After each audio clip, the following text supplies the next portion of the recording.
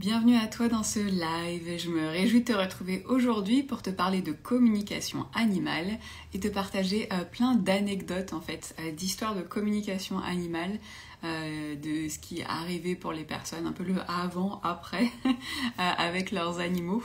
J'avais vraiment envie de faire ce live pour te partager différentes anecdotes, que tu puisses te rendre compte peut-être un petit peu plus concrètement aussi de à quoi ça peut servir la communication animale, dans quel espace ça s'applique. Je vais aussi répondre à tes questions, celles qui m'ont été posées dans la boîte à questions, et puis si jamais toi qui regardes le live tu en as, ou si jamais tu regardes en replay, bien sûr que tu pourras aussi me les poser dans les commentaires ou en message privé. Et je te toucherai un mot aussi de la formation que je propose en communication animale à la fin du live. Donc j'avais envie de faire ce live aussi pour partager que pour moi la communication animale, autant que possible, et c'est d'ailleurs je crois le cas dans toutes les pratiques, aussi celles que je fais pour les humains, c'est idéal d'essayer de se détacher du résultat, mais c'est pas toujours évident. Bien sûr qu'à chaque fois j'ai envie que ça fonctionne de la meilleure des manières pour la personne qui vient me demander une séance. Après je trouve que c'est peut-être heureux de garder à l'intérieur de soi que moi je pense qu'on est là pour accompagner en fait l'animal, également l'humain, que ça se passe beaucoup entre eux au final, les possibilités de changement, que ça se passe aussi avec l'aide de plus grand que soi. En tout cas moi c'est ma croyance, et je vous invite à respecter la vôtre, vous qui regardez, et que voilà, ça joue, et que moi je suis là pour accompagner et pour faire une forme de médiation. C'est aussi ça la communication animale. En tout cas je suis pas du tout là pour forcer l'animal à changer de comportement, certainement pas. C'est pas du tout mon prisme, et je crois pas du tout que la communication animale ça serve à ça. Mais bien entendu que quand je fais une séance et que je vois qu'il y a un résultat derrière, et même rapide, je suis super contente. Je suis super contente pour l'animal, et je suis super contente pour l'humain, et ça me permet, c'est très gratifiant bien entendu, et ça me permet aussi de constater les bienfaits et l'utilité de la communication animale. Donc la communication animale, pour finir cette petite intro, après c'est pas un miracle, ça fait pas, je veux vraiment pas du tout vendre un miracle. Bien sûr qu'il y a des transformations, et je vais t'en partager là un certain nombre qui peuvent se faire vraiment très rapidement, mais voilà, ça permet d'avancer aussi étape par étape. Également pour les animaux, comme nous, quand on suit une thérapie quelle qu'elle soit, on avance petit à petit, et l'animal c'est aussi, et l'humain c'est selon où ils en sont et où ils sont prêts à avancer. Donc trêve d'introduction, je te partage les différentes histoires que j'ai notées.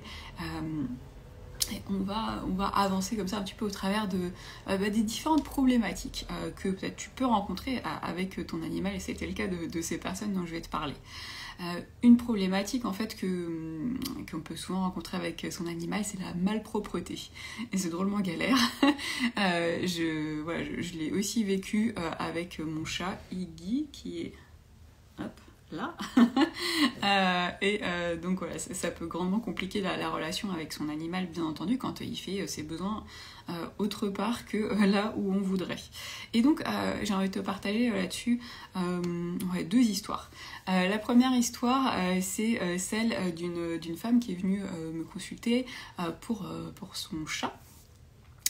Son chat en fait, vraiment très belle, un chat avec des grands poils longs, des très grands yeux verts, vraiment impressionnant, et son chat en fait il faisait pipi à différents endroits de la maison, notamment je crois au niveau du canapé dans mes souvenirs.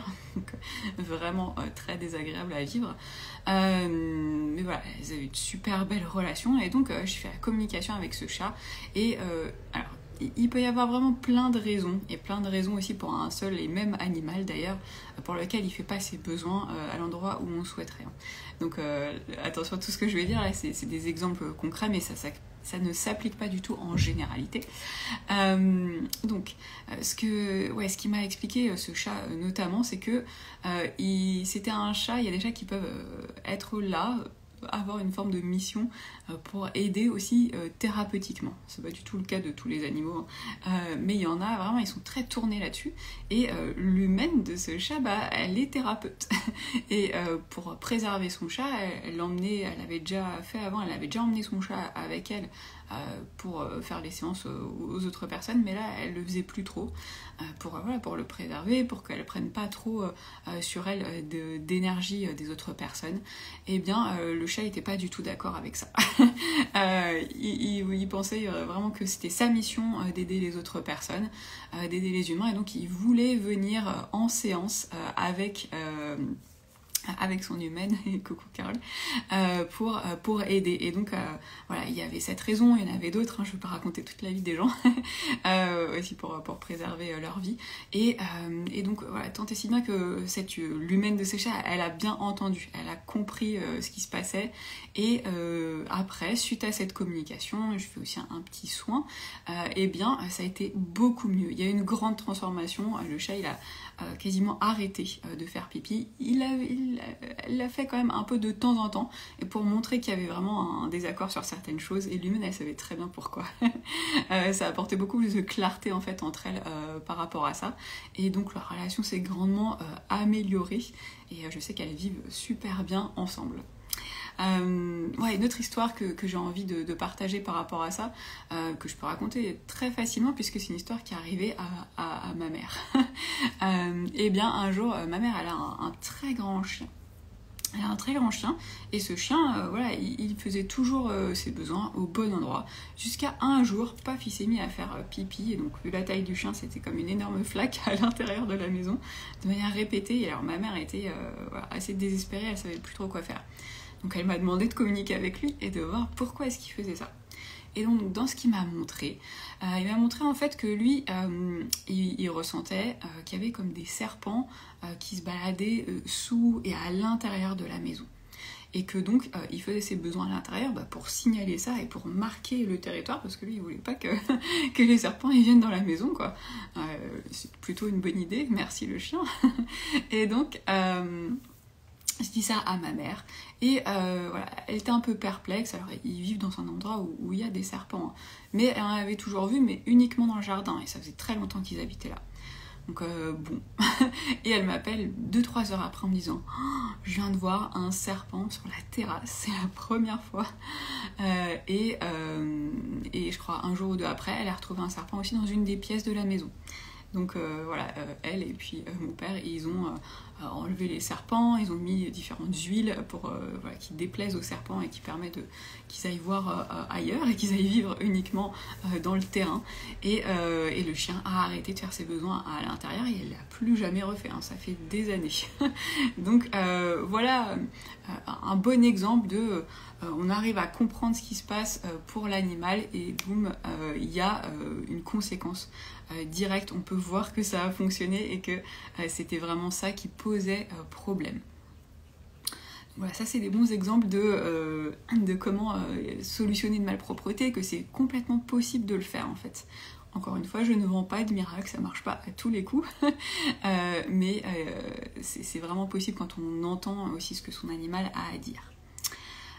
Et j'ai envie de passer plus à une histoire où parfois son animal aussi peut devenir agressif ou vraiment embêter considérablement la vie. Il y a déjà plusieurs personnes qui sont venues à moi pour une communication pour des histoires de mon animal me réveille la nuit, il fait du bruit la nuit, c'est vraiment compliqué. Et donc là, j'ai envie de te raconter l'histoire d'un chat qui, à la base, tu vas comprendre pourquoi je dis ça, s'appelait Garfield. Et c'était, c'est un très beau chat, un Maine Coon. Peut-être que tu vois ce que c'est comme race. C'est des chats qui sont particulièrement grands, qui ont des très beaux poils longs, une certaine prestance, clairement.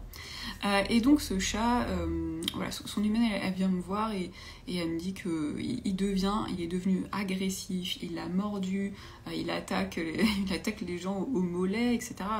Que ça devient vraiment problématique, et qu'en plus il réveille elle et puis ses enfants la nuit, fait beaucoup de bruit.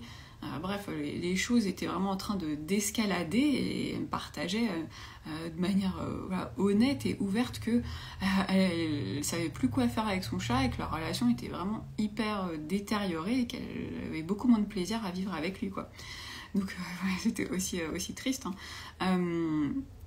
Et donc j'ai été communiquer avec lui et alors il y a eu plein de choses, hein, bien sûr qu'il a révélé, et une des choses c'était que eh bien il n'aimait pas son nom ne lui correspondait pas. Alors attention, ça c'est quelque chose de très rare, ça m'est déjà arrivé une ou deux autres fois vraiment maintenant je pense des centaines de communications, donc c'est pas du tout une généralité, mais la manière dont on nomme son animal, c'est pas du tout anodin. Ça peut avoir certaines conséquences parfois. Et donc, en tout cas, il y a ce que je veux dire par là, c'est que les mots, hein, et les noms portent une énergie, portent une vibration particulière. Et donc voilà, le prénom qu'on donne à son animal aussi, comme celui qu'on porte nous, hein. Donc derrière tout ça, ce chat, très beau chat, encore une fois, grande prestance, il jugeait que ce nom, Garfield, voilà, tu connais sûrement ce chat de cartoon, il est très sympathique, mais il inspire pas forcément le respect ou l'élégance, clairement, et il est rigolo, mais voilà, c'est pas le très beau chat qui en jette, quoi. Et alors que c'était vraiment le cas de ce chat, et donc il a demandé à avoir un nom qui correspondait à qui il était, à être reconnu en fait par ces humains en tant que tel. Il avait donné un ou deux exemples un peu de sonorité, de nom, et puis après c'était la liberté des gens aussi, déjà de choisir de changer le nom ou pas, bien sûr. J'ai appris un peu plus tard en fait qu'ils l'ont fait et que le comportement du chat a été vraiment changé et qu'ils ont pu reconstruire une bien meilleure relation ensemble. Donc c'était vraiment épatant. Honnêtement, quand j'ai fait cette communication et que j'ai partagé ça à ces personnes-là, puisque c'est des gens que je connaissais pas du tout, j'étais assez perplexe. Je marchais vraiment un peu sur des œufs en leur partageant ça, et ça a été super voilà, pertinent. Il y a eu un résultat concret, et donc c'était vraiment très très beau en fait de pouvoir constater ça. Je poursuis avec une autre problématique pour laquelle les gens viennent me voir assez régulièrement. C'est des animaux qui peuvent être peureux. Je mets des guillemets, hein, mais peureux, stressés, renfermés, qui n'osent pas venir vers déjà leurs humains ou vers les autres personnes, qui ont du mal à être transportés, etc. Donc voilà, des animaux qui sont particulièrement angoissés, stressés. Ça revient souvent. Et là aussi, on peut faire des choses, heureusement. Ouais, je prends mes petites notes, hein, bien sûr, pour pas oublier de dire ce que je veux te dire. Je me souviens donc d'un chat. C'est un couple qui est venu me consulter et qui demandait pour un petit chat en fait qu'ils avaient adopté assez récemment, qui avait à l'époque 6 mois. Donc plutôt jeune, mais il voulait pas s'approcher d'eux. Il avait beaucoup de difficultés à s'approcher et il sortait en fait pour aller manger, pour aller faire ses besoins, surtout la nuit quand les humains dormaient et que lui savait que ces humains n'allaient pas trop l'approcher.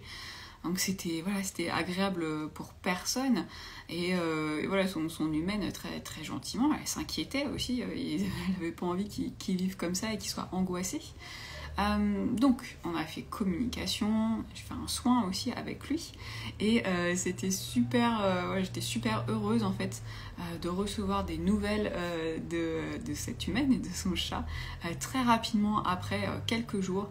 Elle m'a dit qu'il y a eu vraiment un avant et un après, à savoir que après la communication, elle s'est aperçue que voilà, ce petit chat, et ça y est, il arrivait à s'approcher, il venait beaucoup plus s'approcher de elle et de son compagnon.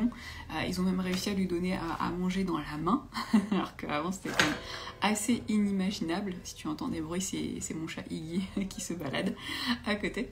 Et donc ouais, il est venu manger dans la main, il pouvait s'approcher, et voilà, ils ont pris en compte ce que le chat expliquait pendant la communication, et tant et si bien que voilà, ils vivent bien, ils ont créé une belle relation tous les trois, où le chat est à l'aise à la maison. Et pour te partager, et ben là, je m'apprête à faire une nouvelle communication avec lui, parce que je te disais au début, c'est vraiment étape par étape dans certains problèmes. Là, à l'intérieur de la maison, et ben ça s'est beaucoup mieux passé. Maintenant, la nouvelle communication qu'on va faire, et ce qui leur pose plus problème, c'est à l'extérieur. Ils ont besoin de le transporter, ils ont envie de le laisser sortir, et pour l'instant, le chat, il est stressé. Donc on va aller passer cette, voilà, je l'espère, en tout cas, on va aller communiquer et soigner au niveau de cette nouvelle étape avec lui, là, dans les prochains jours. Donc j'ai hâte. Ouais, une autre histoire que j'aime beaucoup, c'est celle d'un ami, en fait, qui a adopté deux chats. Déjà d'un certain âge, deux gros chats, deux mâles, et qui il les a adoptés à quelques mois d'intervalle, pas en même temps, et c'est pas des chats qui se connaissaient du tout avant. Et c'est des chats qui ont eu une vie difficile. Ça a été, c'est très beau qu'il ait accepté d'adopter ces deux chats, parce qu'il venait vraiment avec un gros passif derrière. Je pense notamment au deuxième, le premier déjà, mais au deuxième qui, il m'a raconté pour son humain ce qu'il a vécu avant. Et franchement, rien que d'y penser, je suis encore assez émue parce qu'il a eu un vécu mais vraiment horrible, très très dur, il a été maltraité, violenté, pas aimé. Il y a des animaux comme ça, dans le cadre du sang, il y a besoin de leur réintégrer de ce que c'est que de ressentir l'amour, parce qu'en vrai, ils n'ont pas connu ça. C'est vraiment difficile. Et heureusement, là, il était adopté par quelqu'un de merveilleux qui s'occupe super bien de lui. Et donc, qui m'a demandé des communications avec ces deux chats. Et on l'a fait 2 fois. Communication et soins à environ 6 mois d'intervalle. Et donc voilà, ça a été aussi étape par étape. Première étape, ces deux chats, ils s'entendaient pas forcément, pas très bien, il y avait des chamailleries. Le deuxième était très en retrait, ça lui arrivait régulièrement de faire pipi sous lui, en fait, tellement il était stressé. Même s'il se passait pas grand chose dans la maison, mais moindre chose, paf, il faisait ses besoins et il n'arrivait pas à se retenir, il était dans un état de stress tellement profond. Et voilà, il vivait en grande partie comme un peu reclus dans un coin dans la salle de bain. Il n'osait pas beaucoup venir avec son humain, avec l'autre chat. Enfin, voilà, c'était vraiment compliqué pour ces pauvres chats. Et donc voilà, avec la communication, déjà, on a passé une première communication, ça a été mieux. Il a vu les faits. Et puis, bien sûr que voilà, mon ami, il s'est très bien occupé d'eux. Il a été d'une patience vraiment d'ange, hein, et c'est aussi ça qui a beaucoup fait, bien entendu. Mais donc voilà, il y a eu des étapes où ces deux chats, ils ont commencé déjà à un petit peu mieux s'entendre. Le chat qui avait particulièrement peur, il a réussi à revenir un peu plus, à investir un peu plus la maison, à commencer à venir un petit peu faire des câlins, et puis on a fait une deuxième communication, et mon ami m'a envoyé une photo où maintenant les deux chats, ils font des câlins, ils sont couchés, roulés en boule les uns sur les autres, ils font les choux, ils se nettoient ensemble. Enfin, ils sont heureux, ils ont réussi à créer une relation ensemble, ils ont réussi à créer une relation aussi avec leur humain vraiment super belle, super forte. Et voilà, je me suis rendue, comme c'est un ami, j'ai été chez lui et j'ai pu voir la première fois, notamment ce chat peureux, et c'était vraiment quasiment pas possible de l'approcher, où il regardait avec des yeux grands, complètement écarquillés, et puis il s'enfuyait dans la salle de bain.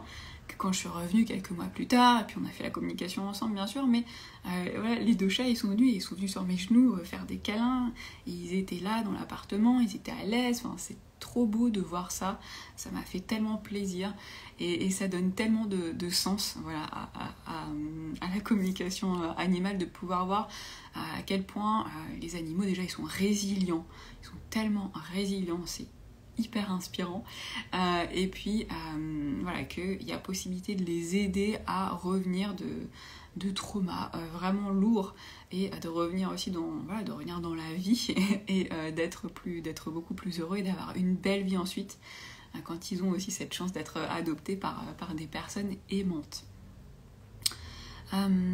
Pour terminer par rapport à ça, je veux te partager une très courte histoire. C'est avec un chien cette fois, quelque chose qui arrive aussi assez régulièrement pour des chiens qui ont de l'angoisse, c'est qu'ils ont l'angoisse de séparation. Et là, c'était une jeune femme qui est venue demander une séance parce que son chien, dès qu'elle partait, elle avait appris des voisins, il aboyait. Il aboyait beaucoup. Les voisins s'étaient venus se plaindre. Puis elle était inquiète pour son chien qui était stressé, bien sûr. Donc voilà, on a fait la communication ensemble. Le chien, il a expliqué ce qui se passait, pourquoi il était stressé. On a été faire du soin aussi là-dessus. Et j'étais super heureuse de voir qu'elle m'a écrit et qu'il y a eu un effet vraiment avant-après et que le chien, il a arrêté d'aboyer. Donc il a été entendu. C'est aussi vraiment ça qui se passe dans la communication. C'est que les animaux, ils sont entendus, ils se sentent écoutés, ils se sentent compris, ils se sentent aimés aussi parce que c'est un acte d'amour que de demander une communication et d'accorder son écoute et sa présence. Encore à un autre niveau à son animal. Donc les animaux, régulièrement, ils disent qu'ils ressentent vraiment de la gratitude d'être écoutés, d'être considérés autant que ça. Et ça a été le cas là et ça a super bien fonctionné. Si jamais tu as des questions, n'hésite pas à m'écrire dans les petits commentaires, bien sûr. Donc tu le sais peut-être ou peut-être pas, je communique avec les animaux vivants, bien entendu, mais aussi avec les animaux décédés.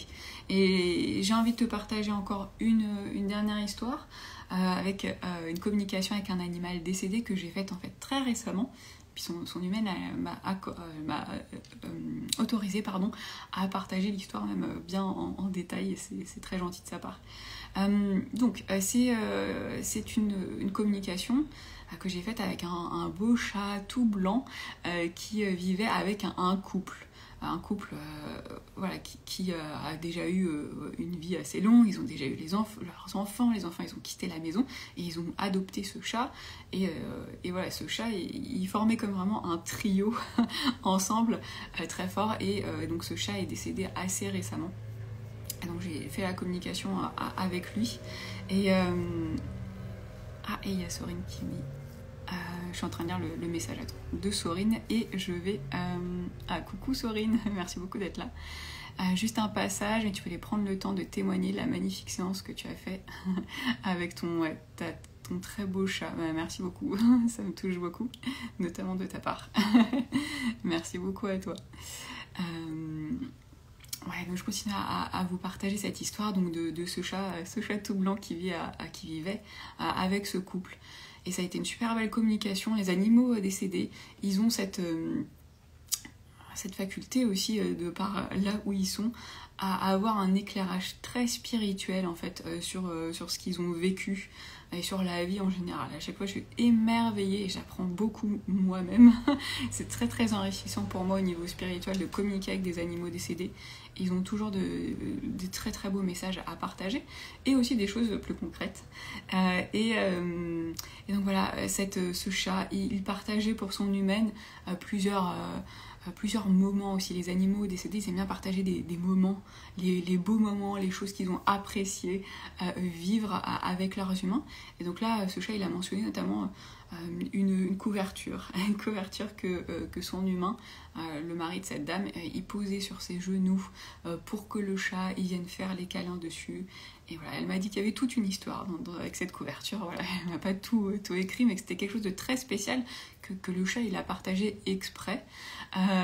Et une autre chose aussi que j'ai trouvé très belle, c'était que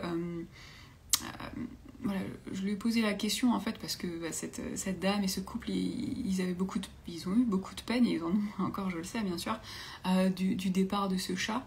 Donc je demande à ce chat, est-ce qu'il y a des choses que tu pourrais leur dire et peut-être leur conseiller même pour qu'ils se sentent mieux. C'est tout à fait une question qu'on peut poser, hein.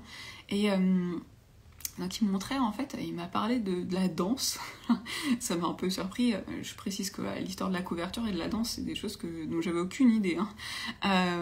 Je connaissais pas du tout ce couple. Et donc il montrait que la danse, qu'ils dansent ensemble en fait, c'est quelque chose d'important pour eux et que ça pourrait permettre aussi de retrouver de l'équilibre quand on a un animal, ou voilà, un être quel qu'il soit qui décède dans notre vie. C'est comme si on perd une forme d'équilibre. Donc pour recréer cet équilibre, eh bien, ça pouvait notamment passer au travers de la danse et de reprendre peut-être des cours, de réintégrer de la danse. Et donc cette dame, elle m'a confirmé en fait que régulièrement ils dansaient ensemble tous les deux, même quand leur chat était avec eux, et que ouais, c'était quelque chose qu'ils appréciaient beaucoup faire ensemble. Donc c'était vraiment très touchant de voir que ce chat, il l'avait vu, il avait bien noté à quel point c'était important pour eux, ça leur apportait beaucoup de joie, et qu'il leur conseillait de réintégrer de la joie, justement pour dissoudre à leur rythme la tristesse aussi qu'ils pouvaient vivre suite à ce décès. Voilà, les animaux décédés, ils peuvent envoyer aussi des signes, ils peuvent communiquer au travers des rêves aussi quand ils partent. Voilà, des histoires en fait que j'avais envie de te partager. Je vais pas non plus. Je sais que j'ai une tendance à pouvoir parler de la communication animale super longtemps, et je veux pas te noyer sous un live super long. J'ai juste envie de répondre à quelques questions en fait qu'on m'a posées dans la boîte à questions. Il y avait une question justement de Perrine en lien avec les animaux décédés, donc je rebondis là-dessus, qui demandait: peut-on communiquer avec un animal qui est décédé depuis longtemps? Et elle parlait de 10, 20, voire plus années. Donc, moi je crois tout à fait que c'est possible. Il y a un peu plusieurs écoles là-dessus, mais moi c'est vraiment mon idée que c'est possible. Alors, un animal qui est décédé depuis aussi longtemps, 20 ans, honnêtement j'ai jamais essayé encore, mais je serais ravie de le faire. Et je précise aussi que si jamais j'ai des séances qui ne fonctionnent pas, je rembourse la séance, bien entendu. Donc voilà, c'est tout à fait possible d'essayer, et on avise ensemble. Mais oui, je crois que c'est possible. C'est possible que l'animal il soit réincarné. Pourtant, je crois tout à fait que c'est possible d'avoir accès à son âme. Il y a un niveau à son âme, même s'il est réincarné, on peut quand même aller lui parler. On peut aller lui parler de la vie qu'il a vécue avant. Il peut être réincarné d'ailleurs, et c'est pas obligé, hein. Les temporalités sont vraiment très différentes selon les êtres, selon les âmes, dans la réincarnation. Et donc voilà, on peut aller demander des choses. Après, ce sera peut-être un petit peu plus compliqué si jamais il y a des questions super précises sur des choses que l'animal a vécues, parce que pour lui c'est lointain. Et un animal qui est décédé, voilà, je l'expliquais un peu juste avant, il a une vision beaucoup plus haute et aussi beaucoup plus spirituelle de ce qu'il a vécu. Mais on peut tout à fait aller se connecter à cet animal et et lui poser les questions qu'on a envie de poser. En tout cas, moi, je crois tout à fait que c'est possible. J'ai déjà fait avec des animaux qui étaient décédés depuis quand même pas mal d'années. Et encore une fois, peut-être 20 ans, j'ai pas encore essayé, mais je serais tout à fait ravie de le faire si vous avez envie. Et donc, je crois que c'est possible. Ensuite, c'est Lorraine qui me posait plusieurs questions. Elle demandait à partir de combien de temps de pratique est-ce que je me suis sentie prête à communiquer avec les animaux, je présume. Alors, je vais répondre un peu en deux temps là-dessus, à savoir que moi, la manière dont je me suis formée, je l'ai fait sur des week-ends, des temps très courts en fait, concentrés, et du coup ça a été pour moi assez difficile après de me sentir justement prête et confiante en fait. Je pense que c'est aussi ça la question derrière, confiante à communiquer avec les animaux, parce que derrière j'avais plus personne à qui poser mes questions, et j'avais plus forcément de gens avec qui faire des retours, donc j'ai mis franchement je pense que j'ai mis au moins 6 mois, 1 an, puis je communiquais pas tous les jours, je le faisais un peu en dilettante quoi, au travers de des montagnes russes, de ma confiance et de mon sentiment de légitimité qui n'était pas encore très présent.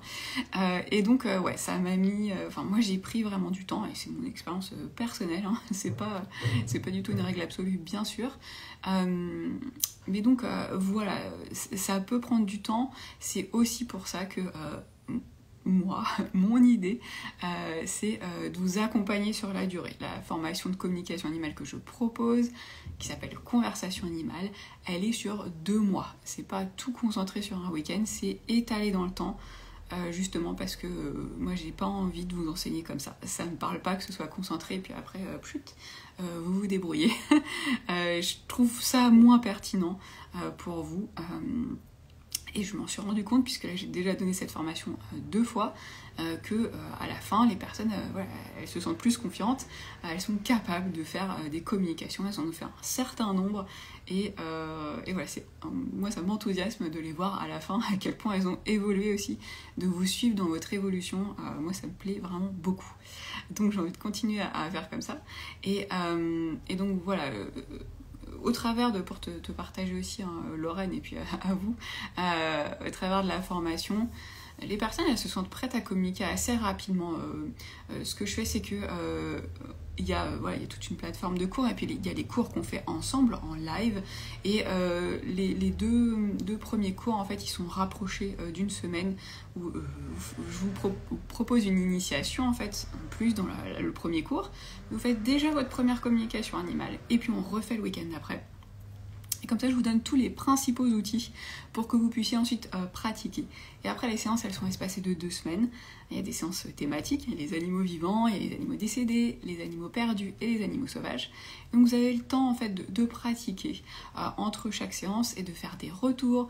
Il y a un groupe WhatsApp où vous pouvez partager ce que vous traversez, si ça s'est bien passé ou pas d'ailleurs, et me poser vos questions. Comme ça, on avance. Et pendant les cours live aussi, il y a toujours un temps de questions où on partage ensemble. Donc comme ça, voilà, à la fin, et même en cours, vous êtes prêtes, vous êtes prêts. J'aimerais bien qu'il y ait des hommes aussi qui s'inscrivent, hein, bien sûr. Ça n'a pas encore été le cas, c'est pour ça que je féminise, mais les hommes sont super bienvenus. Et ouais, vous êtes prêts et prêtes à communiquer avec les animaux. En réalité, ça prend pas tant de temps que ça, du tout. Lorraine, elle me demandait aussi, qu'est-ce qui te fait sentir que tu es connecté à l'animal? Combien de temps avant d'y être connecté? Ce sont de très bonnes questions, assez pointues, je dirais. C'est des questions qu'on aborde dans la formation vraiment en détail. Alors, ouais, je vais commencer plutôt par combien de temps avant d'y être connecté? Parce que c'est super variable. C'est super variable. Ça vient aussi vraiment avec la pratique. Ça peut prendre ça peut te prendre quelques minutes. Ça dépend aussi dans quel état tu es dans la journée. Est-ce que tu te sens bien? Est-ce que tu es en forme? Est-ce que tu te sens confiante? Ou est-ce que tu es pleine de doutes? Est-ce que tu te sens fatiguée? Ça aussi, ça joue, c'est normal, hein. Moi, les jours où je suis plus fatiguée, je mets un petit peu plus de temps. C'est toujours le cas et c'est ok, c'est normal. Mais voilà, ça peut potentiellement au début prendre plusieurs minutes, comme même pas. Des étudiantes, des fois, l'animal, je les guide en fait au travers d'une méditation dans les cours live pour les aider en fait à se connecter, c'est beaucoup plus facile comme ça, de méditation particulière. Et des fois, l'animal il vient leur parler, même pendant la méditation. Ou des fois, ça peut prendre plus de temps. Et ça dépend aussi de l'animal. Si l'animal il a envie, il est motivé pour communiquer, ça peut aller super vite. S'il n'a pas envie ou s'il est un petit peu réticent, ou s'il faut un peu négocier, ça peut prendre plus de temps. Donc en fait ça dépend de plein de facteurs. Combien de temps? Moi aujourd'hui ça me prend, honnêtement c'est plus en termes de secondes que de minutes. Ça peut aller aussi super vite avec la pratique et la confiance. Qu'est-ce qui me fait sentir que je suis connectée? C'est dur à expliquer, ça c'est aussi un truc qu'on aborde un peu plus dans la formation, mais pour moi personnellement c'est un feeling, je le sens. Je le sens en fait, et ouais, c'est vraiment quelque chose que c'est de l'ordre du ressenti. Je veux pas dire voilà, il se passe ça c'est pas méthodique comme ça, mais ça dépend aussi des personnes en fait. Peut-être que tu pourras entendre quelque chose, tu pourras voir quelque chose, tu pourras le ressentir dans ton corps. Moi je fonctionne beaucoup par ressenti, donc ça se passe pour moi par ressenti. Voilà, j'aurais besoin qu'on pratique ensemble en fait pour pouvoir te guider par rapport à ça et te répondre vraiment plus précisément. Voilà pour les questions qu'on m'a posées dans la boîte à questions. Si jamais voilà, vous êtes là et que vous avez encore une question, dites-moi, c'est le bon moment. Et sinon, bien sûr, si vous regardez en replay, vous pouvez me poser vos questions en commentaire ou aussi en message privé. J'aimerais terminer sauf si vous avez d'autres questions qui arrivent bien sûr au fur et à mesure, par vous toucher 2-3 mots, même si j'ai commencé à le faire un petit peu là en répondant aux questions, de la formation que je propose. La prochaine session, la 3e, elle commence le 28 septembre prochain. Le 28 septembre prochain, donc je vous disais, elle est étalée sur 2 mois. Elle va durer jusqu'au 4 décembre.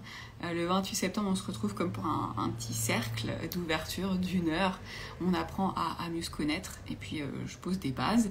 Et puis après, on avance ensemble pendant ces 2 mois. C'est voilà, mon idée à moi, j'aime bien la notion, la valeur de liberté. Donc que ce soit pas une formation voilà, lourde qui va vous prendre énormément de temps, d'énergie. J'aime bien que ce soit fluide, que ce soit facile. Donc mon idée c'est que déjà c'est une formation qui est entièrement en ligne, que toi si tu as envie de t'inscrire, eh bien tu peux y accéder d'où que tu sois. En fait, hein, moi je suis à Paris, mais il y a des gens qui sont inscrits de la France entière, il y a même une personne qui était au Japon qui a suivi cette formation. Et donc, voilà, je t'apprends à communiquer avec les animaux sur photo. Tu n'as pas besoin nécessairement d'avoir un animal de compagnie. C'est sûr que ça peut être bien, mais c'est pas indispensable. Et donc voilà, je t'apprends à communiquer sur photo parce que c'est un peu le truc le plus, je crois, difficile. Et donc tu sauras le faire. Donc après, communiquer avec un animal en présence avec toi, ce sera voilà, l'autoroute. Ce sera facile pour toi.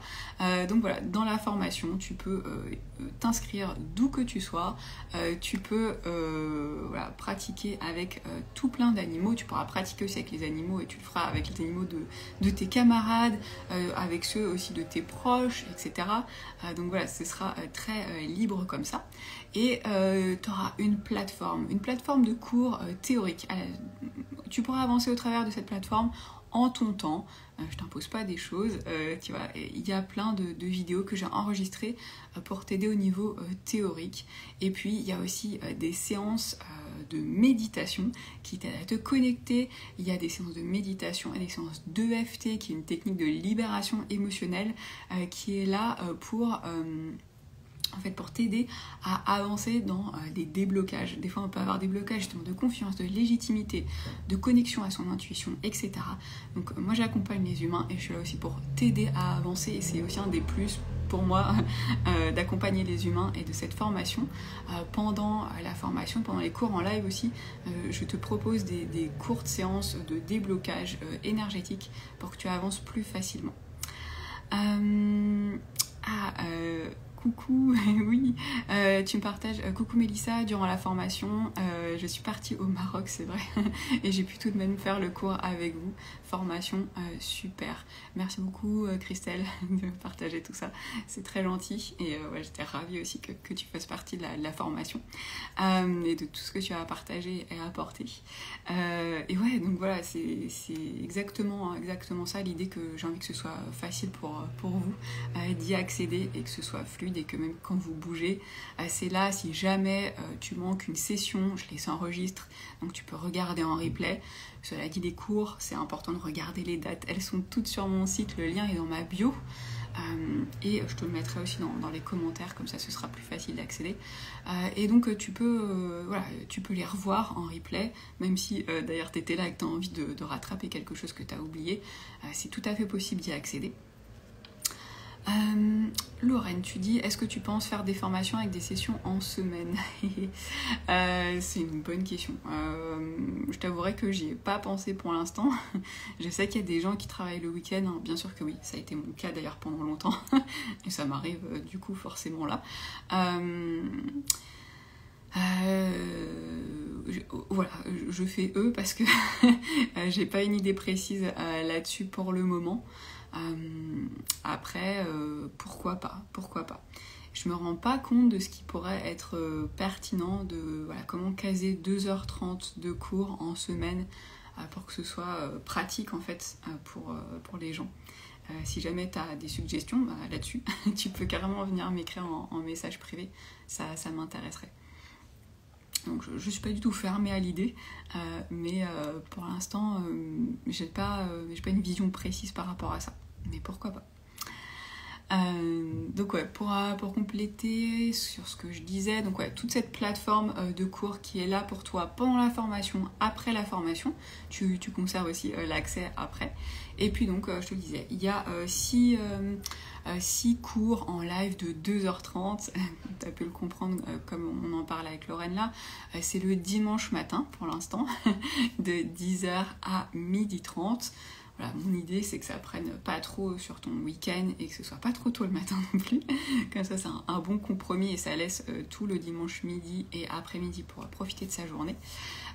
Et donc voilà, 2h30, à chaque fois c'est une thématique, donc premier cours initiation, 2 cours suivants on se concentre sur communiquer avec les animaux vivants, avec toutes les spécificités que ça implique, et puis ensuite il y a un cours sur les animaux décédés, un cours sur les animaux perdus, et un dernier cours sur les animaux sauvages.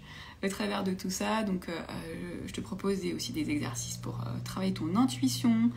Je te le disais, des séances à chaque fois thématiques de déblocage pour débloquer certaines croyances, certains programmes qui peuvent te bloquer ou t'empêcher de communiquer avec fluidité. On aborde aussi comment parler de la communication animale autour de soi. C'est pas forcément évident pour tout le monde. Voilà, il y a plein de thèmes et c'est aussi libre et j'ai du temps pour répondre à tes questions. Et vous pratiquez en binôme, et vous apprenez à mieux vous connaître. À chaque fois, ça a formé des nouvelles amitiés, des gens qui se sont rencontrés même physiquement. Donc voilà, ça m'a fait super plaisir aussi de voir ça. Donc si tu as envie de partager ta passion des animaux avec des gens qui ont la même, à chaque fois c'est dans une super bonne ambiance, il y avait de la solidarité entre les participantes. C'était vraiment très très beau à voir. Donc voilà, c'est tout ça. Conversation animale. Ça dure donc 2 mois, je te le disais, la prochaine session, 28 septembre jusqu'au 4 décembre. Toutes les infos sont sur la page de mon site, melissarrevet.com, et tu as un petit onglet animaux, formation en communication animale, et tu as le lien direct cliquable dans ma bio Instagram. Et voilà, tu peux aller voir toutes les dates pour voir si tu es bien dispo. Et en bas de la page, tu as un formulaire d'inscription à remplir. Dès que tu l'as rempli, moi je le vois et je t'appelle pour qu'on discute quelques minutes ensemble, que je réponde à tes questions si tu en as, et je t'explique les dernières étapes faciles pour terminer ton inscription. Voilà pour ce live, merci beaucoup de l'avoir suivi. Encore une fois, je suis là pour toute question, en message privé ou en commentaire. J'étais ravie de partager avec toi, avec vous, en live ou en replay, sur la communication animale. Clairement, une de mes grandes passions, tu as pu le comprendre. Et voilà, je te souhaite une super belle soirée. Et j'ai envie de bouger ma caméra pour te dire que j'ai réveillé Guy. Mais qu'il est là avec nous et que je l'ai embêté clairement, le pauvre chou. Mais en tout cas on était accompagnés du chat. Je te souhaite une super belle soirée. Bye Christelle, merci beaucoup de ta présence et toutes les personnes qui sont venues aussi écouter, et à très bientôt. Mon joujou, te réveiller. Désolée.